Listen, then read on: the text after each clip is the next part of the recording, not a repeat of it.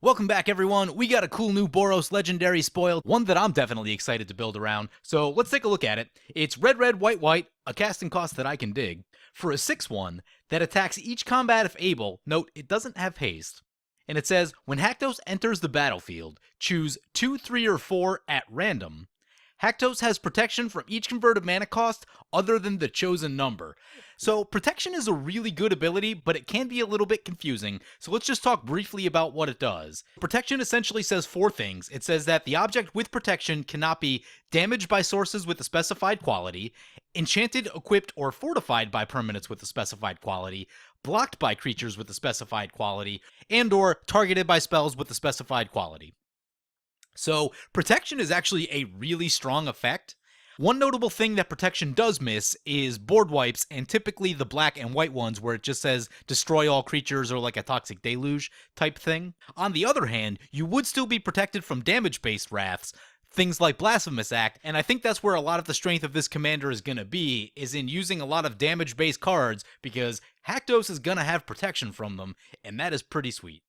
So I did spend some time thinking about what exactly do you do with Haktos, because the protection ability means that you're not easily going to be able to jam equipments and auras on there, so it's not really going to make for a great Voltron commander. And as we just briefly talked about, I started thinking about the damage-based Wraths thing, so where I really came to is, I think Haktos wants to be a mass burn deck, where you just continuously hit the board with red-based board wipes, and try to protect your creatures as best as possible while clearing out all of your opponent's stuff. And then you kind of just wear them down over the course of a number of turns while you still have creatures and they don't. So this is going to be kind of a control-y, mid-range burn type of deck. It's not going to be super fast aggro. And I think you'll want maybe 20 to 25 creatures in the deck, most of which can generate a lot of value while giving you that additional damage to help close out the game. So yeah, let's take a look at some burn cards, and there's a lot of cool cards here. I think the place you're really going to want to be with this deck is with a lot of the X spells, or with any of the big burn spells that are above 4 mana, because obviously Haktos is going to be protected from them all the time. With the X spells, you can choose how much you're paying for it, so you can make sure to pay the correct amount to not kill your commander. Plus the fact that they're also just really flexible spells in eliminating certain threats that you need to get rid of, or even closing out the game and just taking out a player if you need to. So for this deck in particular, I think you're probably going to want to be somewhere around 10 of these board wipes. Maybe it's a little more, maybe it's a little less. It'll take a little bit of playtesting to figure that out, but I think something around 10. You're really going to want to make sure you hit one every single game, if not 2 or more of them. So I really think this is going to be kind of a control-heavy kind of deck where you play a couple resilient threats, and then you just keep nuking the board every turn, and your creatures should just stick there, and you can slowly whittle your opponents away until you either get them in the Alpha Strike range, burn range, or they just die to other random effects on board. So I really like all the cards on this page, especially the instant speed ones, and the ones that hit players. But also, I think Subterranean Tremors is going to be pretty solid as well for the artifact removal and the fact that it makes you a creature. So I really like all of the cards on this page. Maybe the one I like the least is Hour of Devastation, just because we may be giving our stuff indestructible, so you might want to be a little bit careful with that one, but everything else looks great. So next we take a look at some burn spells with fixed converted mana costs that could potentially hit our commander if the number comes up wrong. So it's not that you can't run these spells. These spells are very good and you can make them work. You just want to be careful with them. One of the biggest things I would say is a lot of it's going to have to do with timing. If you're able to play these spells before you cast your commander, then they're going to look a whole lot better. On the other hand, if your commander's already in play, you may just need to hold them for a little while if your commander's number came up in a way that that spell is going to hit your commander. On the other hand, if you just got lucky and chose a number that's not one of these numbers, then, fire these off as freely as you want. So I think some number of these is okay. I probably wouldn't go wild. I really like Volcanic Fallout and Sulphurous Blast because they can't be picked up with Sunforger. However, Deafening Clarion may be a good one as well for the life gain. I think life gain is going to be a pretty good idea since we are talking about a lot of burn. So again, it's not that you can't run these, you just need to be careful with them, and I would probably choose a lesser number of them as opposed to a higher number of them. Which brings us to, let's talk about ways to protect your other creatures.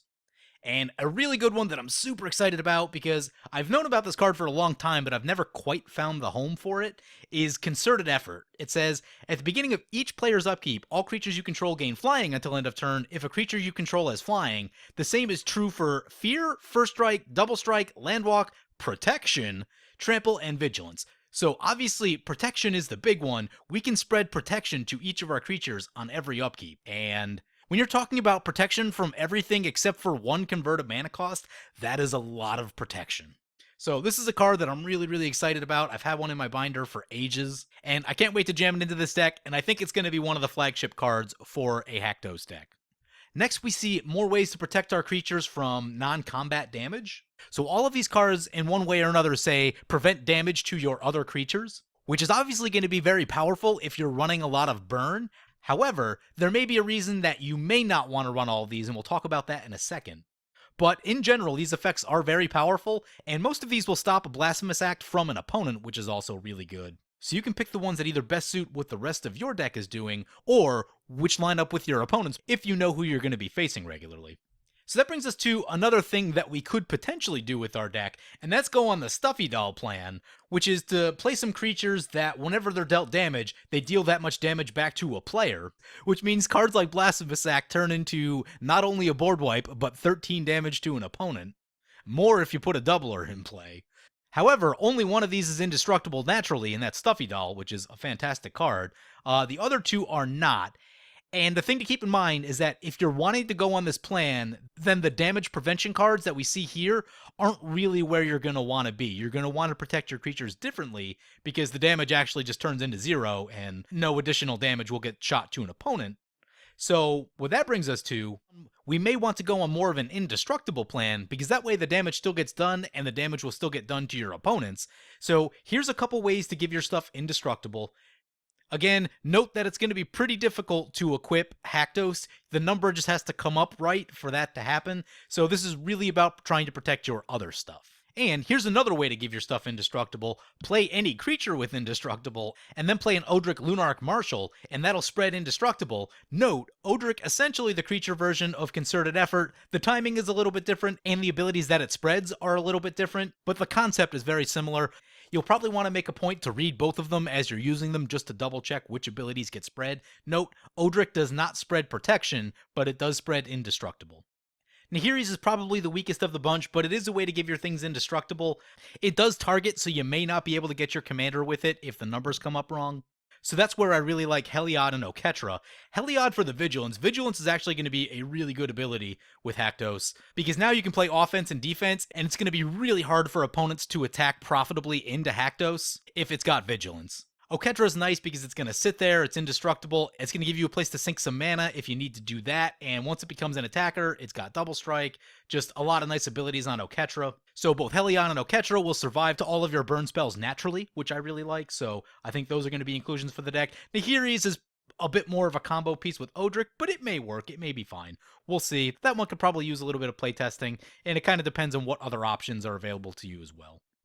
Here's a few more protection options that you could use for your other creatures. These are a little bit more limited in scope than the other ones, but there is a cute trick where if you put a Gift of Immortality on a Solemn Simulacrum and either kill it or sacrifice it every turn, you get a lot of ramp and a lot of card draw. So that may be a thing worth exploring.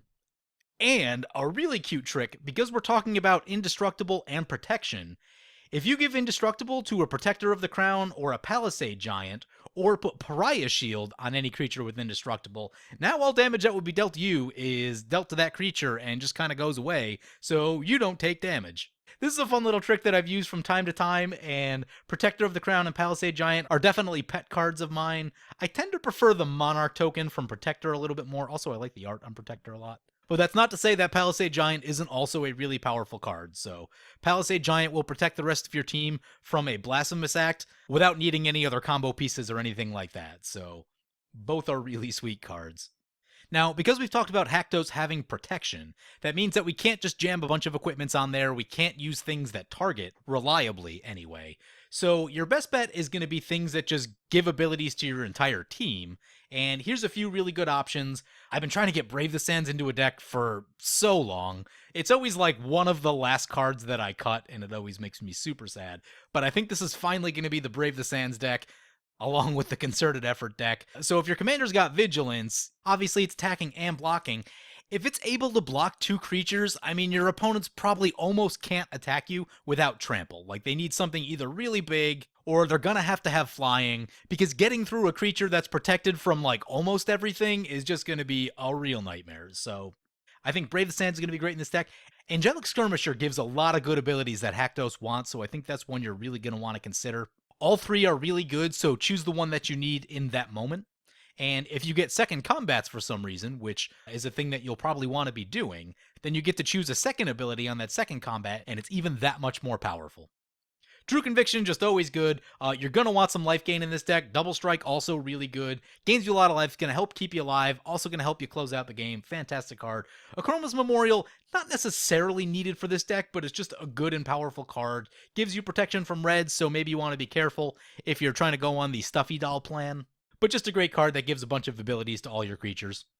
Next, I want to talk about card draw and mana ramp in Boros, since that's a topic that people tend to struggle with a little bit in Boros. My primary plan for ramp and card draw in Boros is as follows. Play a bunch of equipment tutors and go for Sword of the Animist or Mask of Memory almost every time. Almost any early game tutor I play is going to be going for Sword of the Animist or going for Mask of Memory. And here's why. 1, mana cost wise, they tend to work out really well. Like, you can go Stoneforge Mystic on 2, and then cast and equip Mask of Memory on 3 is a nice little play. Sword of the Animist tends to be just a turn slower in that regard. But a lot of times I'll actually go for Sword of the Animist first, because I know that just hitting lands is really, really important. But if my hand is feeling a little bit thin, if I had a mulligan or something like that, then I might go for the Mask of Memory first. So I would say that like maybe 65 to 70% of the time, Sword of the Animist first, then the other 30 to 40, Mask of Memory in general, but you'll need to pay attention to what things you need specifically. So anyway, this is how I solve mana ramp and card draw in Boros, and this works pretty well. And here's a few more backup options. These give you redundancy for those effects. Dowsing Dagger has been a pretty neat little card, and it's also going to be very good since Haktos has protection from the tokens. Low likelihood that you'll be able to put Dowsing Dagger on Haktos, but you should have enough other creatures that you can equip it to something and get it flipped over. Rogue's Gloves is probably the one that doesn't make the cut, and it's going to be more of a budget option for the Sword of Fire and Ice, because I know that card's expensive. So if you have access to Fire and Ice, probably not running the Rogue's Gloves, but you can if you want to. Then, of course, you have red-based wheel effects. Wheel of Fortune, obviously the expensive one. The other two, much more reasonably priced. As far as impulse-based draw, I do like impulse-based draw, but not for this deck specifically, just because of the big X burn spells. Impulse draw with X burn spells isn't really where you want to be. Those are the type of things you want to like hold in your hand for a while and play when you need them and when you have the mana for them. So I'm probably going to skip these options for this particular deck, but note that they are there and you can use them if you're really in a pinch. And that brings us to a couple options that I like a little bit better, especially for this particular deck. I'm not normally a fan of Browbeat and Risk Factor type cards. However, because we are going to be probably at least a little bit aggressive, combined with the fact that we're running a ton of burn, our opponents probably aren't going to be at 40 life on turn 8. Like, it's just not a thing that I see happening. Life totals should start to bleed relatively quickly with all the burn, if there's other creatures on board, if you're just attacking and it can't be blocked. So once an opponent gets down to probably like 20 life, Browbeat and Risk Factor should be card draw cards and not damage-based cards, generally speaking. Combustible Gear Hulk, same sort of thing. I find that most people usually allow the card draw as opposed to wanting to take the damage on Gear Hulk. Plus the Gear Hulk is a nice 6/6 with first strike, so great abilities there. And then we have a couple artifact options. I think Tome of Legends is going to be very solid for this deck. We're going to be doing some amount of attacking. It's efficiently costed, which I like.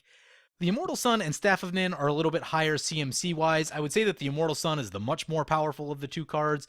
It just does a lot of nice things.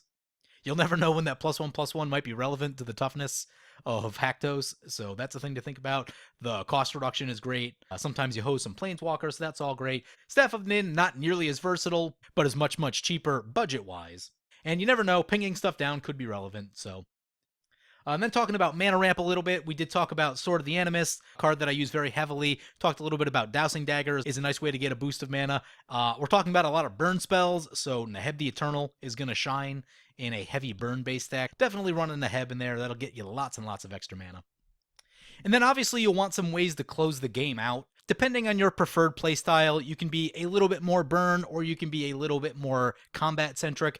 I happen to be a combat-centric kind of guy, so I like my Aurelias and my Godos and my Elishnorns and my extra combats, mixing together some sense of extra combat, double damage, and I forgot to talk about that. Double damage, probably going to be pretty good in this deck. And of course, double strike, we already saw the true conviction. So mixing those together makes people die very quickly. But if you like more of a burn-based plan, we looked at a lot of the big X spells, which hit players. Those can finish people off. Price of Progress can be a really nice burn spell, and is something you can grab with Sunforger. I'm probably going to run a Sunforger in this deck, because it's basically just the most powerful card in Boros.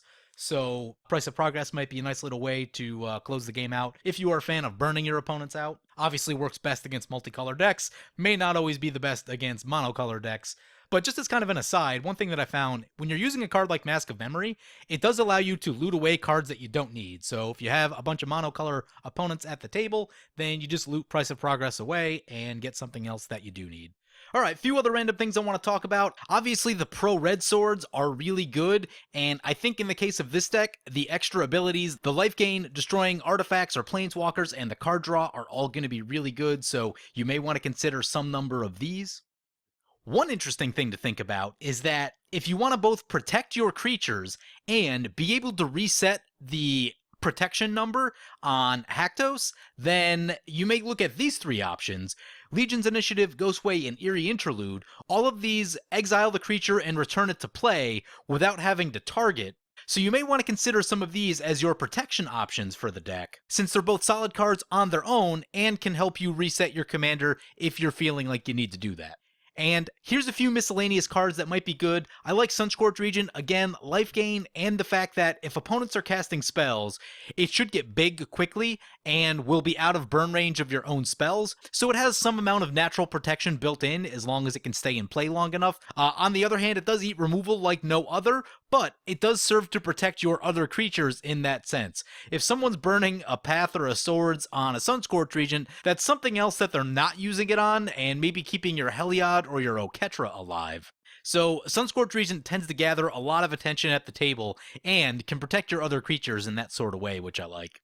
Plus, if you're doing the Vigilance thing, which I think you're gonna want to be, a Sunscorched Region just being big and flying is a really good attacker and blocker, once it gets up around 8, 9, 10 power. Moving on from that, we've got Backdraft Hellkite, an interesting way to recast some of our spells from our graveyard, particularly our burn spells. So you can burn them once and then burn them again, beside the fact that it's a 4/4 flyer, so it is a reasonable attacker. And then finally, we got a newer card out of M20, Angelic Guardian, one that's largely stayed off of my radar up to this point. It says, whenever one or more creatures you control attack, they gain indestructible until end of turn, so that's another really easy way to give your stuff indestructible. And with that one, obviously, the instant speed board wipes are going to be much more favorable, since you can go to combat, declare attacks, burn everything out, and then make sure there's no blockers for you on the other side. Another random card to talk about is Pyrohemia. Sweet card. If you're going to use it, make sure you're running enough red mana in your deck. You're going to want to cut down on the number of colorless lands in your deck and make sure your mana rocks are color producing if you're planning to use Pyrohemia.